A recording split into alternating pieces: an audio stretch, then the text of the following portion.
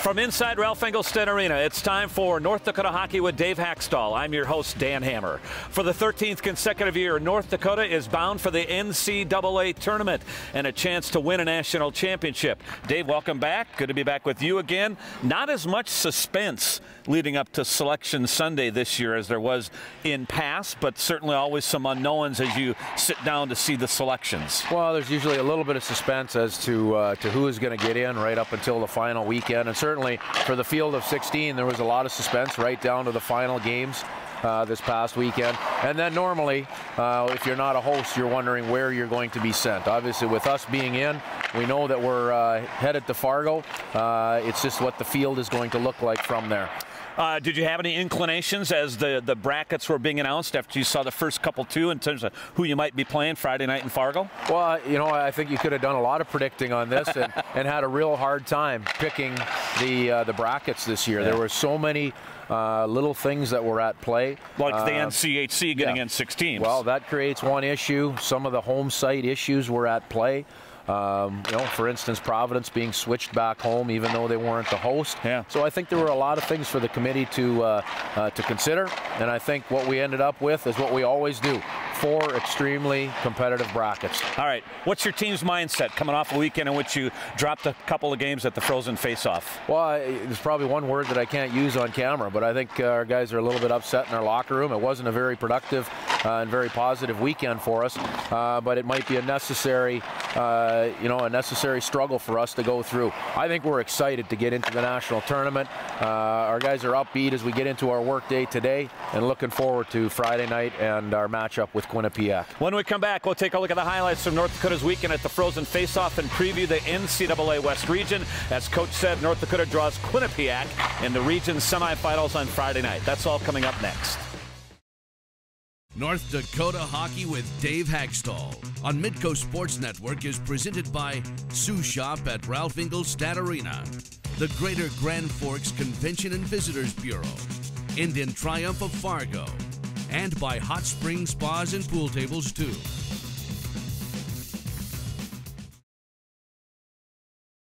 Welcome back to the show. Let's recap the Frozen Faceoff. Dave, St. Cloud and your team on Friday afternoon in the Target Center in the Frozen Faceoff semifinals. What did you think about your team's start to the hockey game as you generated your first shot on goal a little more than 6 minutes into the hockey game? It was a tight hockey game. You know, I thought our start was actually pretty good.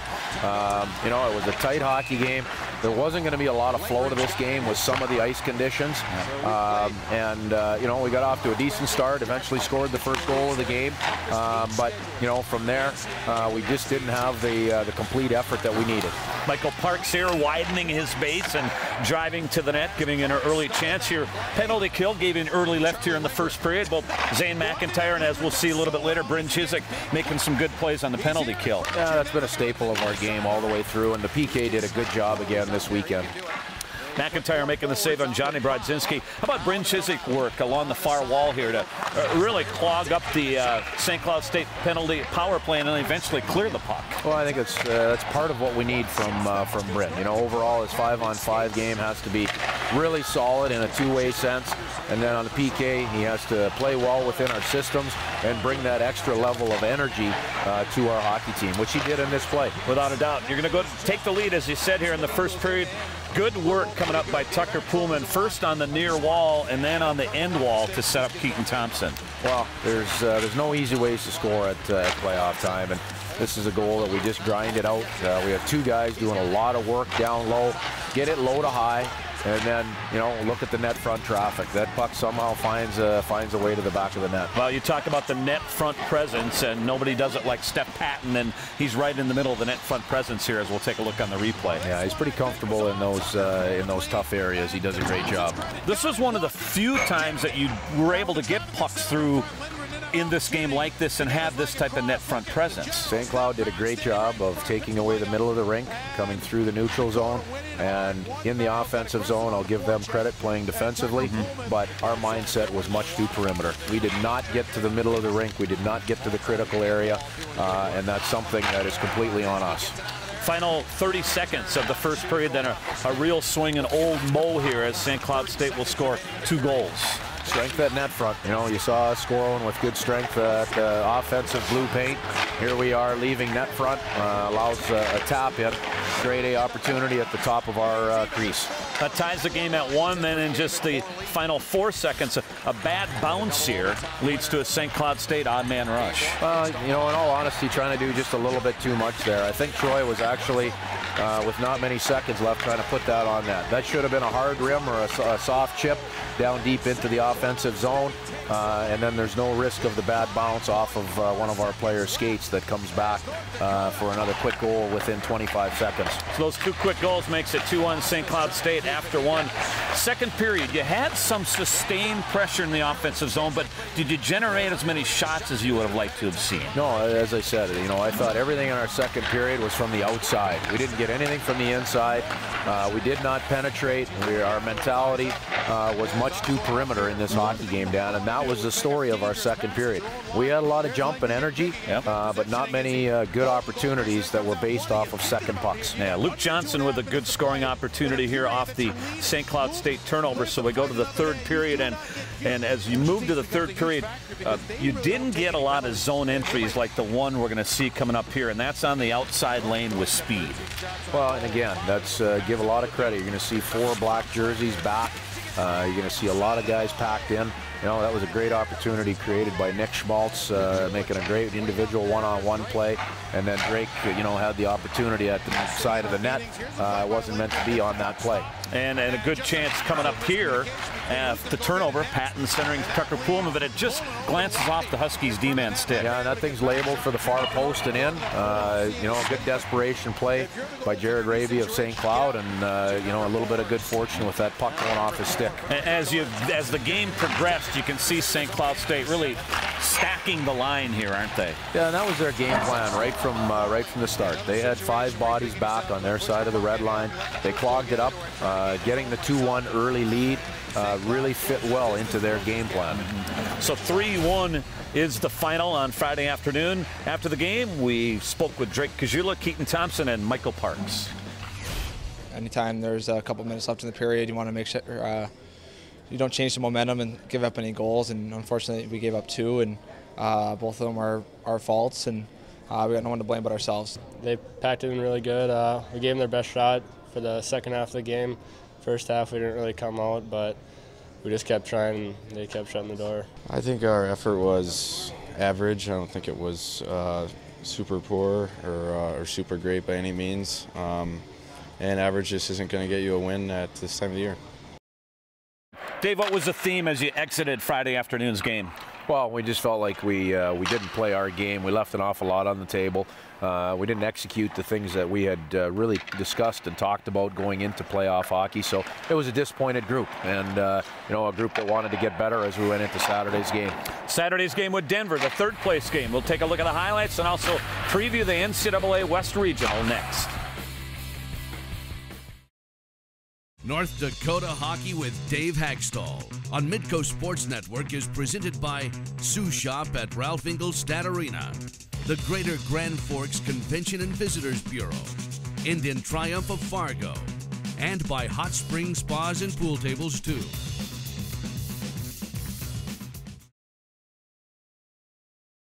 Welcome back. North Dakota and Denver in the Frozen Faceoff third place game Saturday afternoon at Target Center. Dave, let's take a look at the highlights. And you juggled some lines going into this game and also toyed with some of those combinations within this game looking for some things, correct? Yeah, we wanted to look at some different things. There's no question this is our last opportunity to do that. Yep. I felt like this was a game, Dan, that right from the drop of the puck, we chased this game a little bit. What do you mean by that, Dave? Well, the first thing that you hear about coming out of a game like Friday is how do you score more goals? Right. Honestly, that's not my concern or our team's concern. My concern is how do we play a much more complete game? How do we defend better? How do we get the puck back better? How do we possess it more? If we do those things, we'll score more goals. And we didn't, we were halfway in between this entire game. And honestly, the harder the try factor, the less things went right on this particular night. And we have nights like that at times, unfortunately, in this game. Right. This is a pretty wide open hockey game through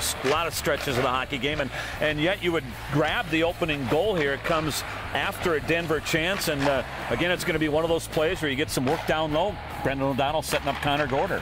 Yeah, you know, you see the puck kind of set up there on the wall, and just you know, these guys have made that play quite often. Yep. It's a good play between two guys that know each other well.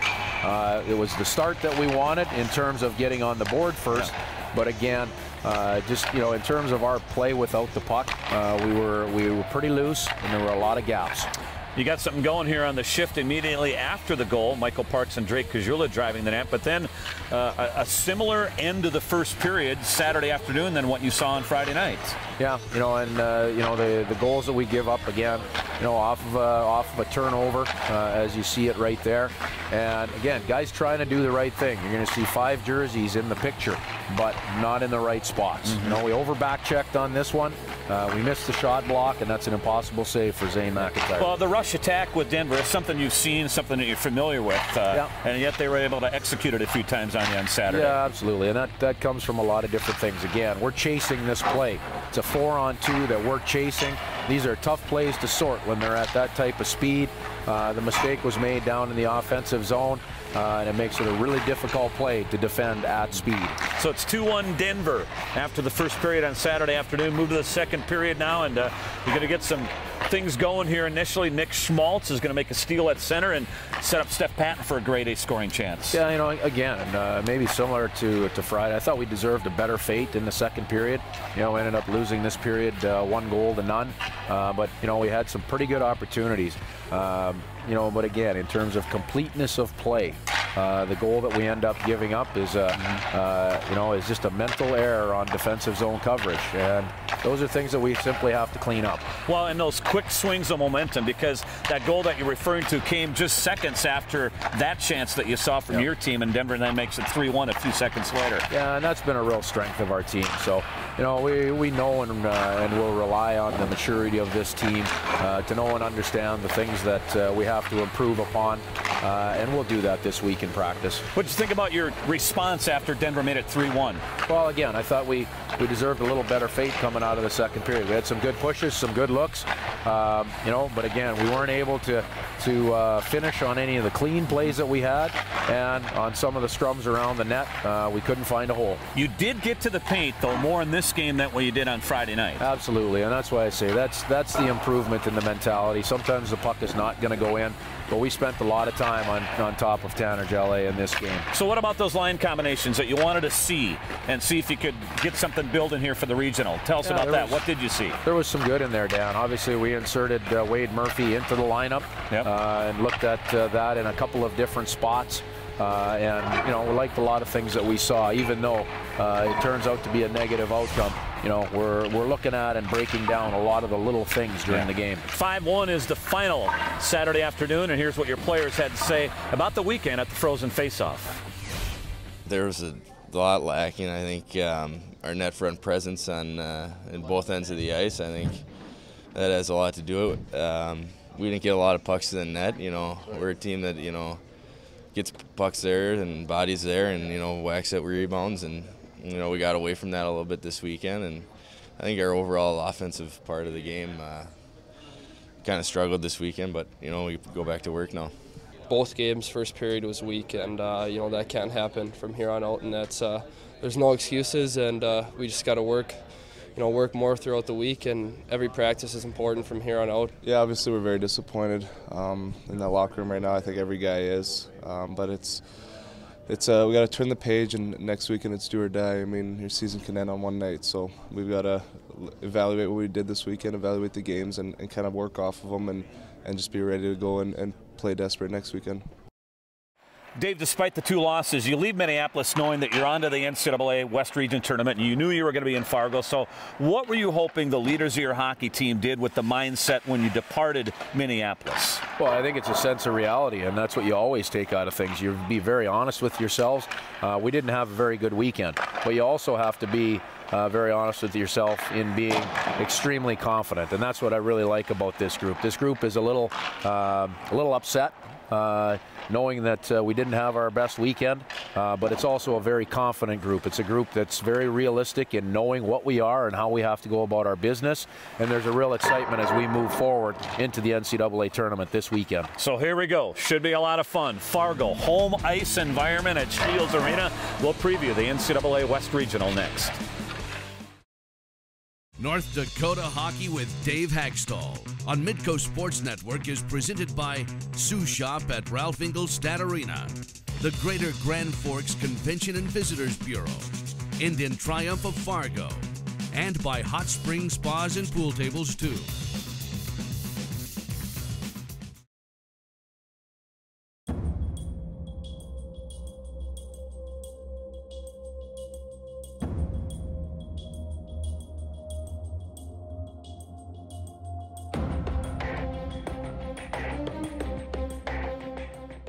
The NCAA West Regional Friday and Saturday at Shields Arena in Fargo. Dave, after playing a number of teams that you know so well, little homework to do now on Quinnipiac. What are you learning about the Bobcats? Well, and that's the part of the beauty of the NCAA tournament, that different flavor that you run into. This is just a good team. This is a team that's been there, Dan, over the past few years. Yeah, they've been in the national championship final. They've been in the national tournament consistently. So that's the first thing that strikes me. You know, in terms of a team with very good speed, team that can make plays, take a lot of pride in defense and specialty teams, and those are some pretty simple reasons why they are where they are as the ECAC regular season champions. Their leading scorer, Sam Annis, did not play in the ECAC tournament last week. I don't know if you know of what his status is at this part of the week anyway. No, and it's not something that we'll spend a lot of time on. Right. You know, the Quinnipiac Bobcats are a great team with or without one individual. I think that's proven time and time again as you go through playoff hockey. Certainly he's an outstanding player, but we know that whether he's in or out of the lineup, this is an outstanding team. It's always more difficult to score in the postseason, year in and year out, no matter who you're playing. For your team, coming off a weekend in which you did score 2 goals, knowing that you're in the postseason, do you simplify things in your approach to try to get some things going? No, I think we got to get grittier. Grittier? To be honest with you, Dan. I think you have to execute on your opportunities on the rush. So that takes playmaking ability and execution. And then if you want to score off the cycle and you want to score in zone, you need to get to the blue paint and you need to get pucks there. So that's, you know, that's pure want and try and grit. You got to score each way. You got to get 1 or 2 pretty ones, and you got to get 1 or 2 that are pure grit goals at the top of that blue paint. Well, and you know there's going to be 5,000 rabid UND fans in the building on Friday. Well, it'd be a great atmosphere for a regional tournament. You know, I'm sure each of the other 3 teams are going to use their full complement of tickets. They all they all 3 have great followings. You know, they do. They all 3 have great fan bases. So there's going to be a pretty good element, I think, from all 4 teams in there. Obviously, I think we will have the dominant group of fans, and we look forward to working in front of them and trying to take advantage of that. All right, Dave, here we go. The NCAA West Regional. It's that time of the year. You win, advance. You lose, you go home. So we'll recap the regional next week here on the show. Good luck in Fargo. Thank you. We'll be back to talk a little more about the regional coming up next here on North Dakota Hockey with Dave Hakstol.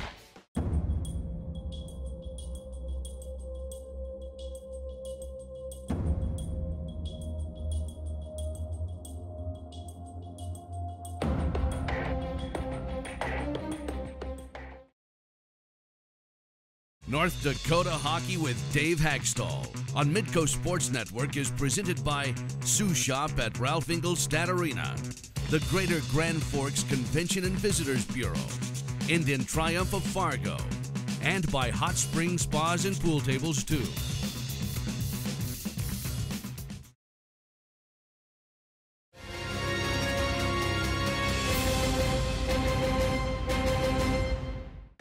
The NCHC dished out its top individual awards last Thursday night prior to the start of the Frozen Faceoff. Head coach Dave Hakstol is the winner of the Herb Brooks Coach of the Year Award. He is leading his team to the 13th consecutive appearance in the NCAA tournament, led his team to the Penrose Cup.